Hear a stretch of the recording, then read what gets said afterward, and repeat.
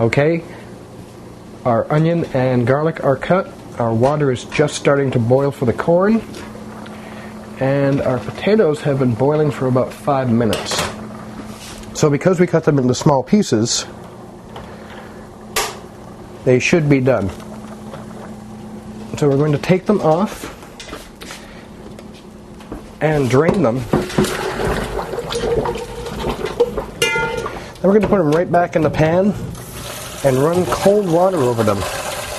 This will stop them from cooking because we don't want them to break apart.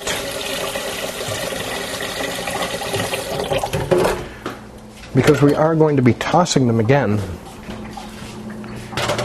with some Dijon, some garlic, some cayenne pepper, and some vinegar. So you can run these constantly under cold water, or just removing them from the heat should be enough.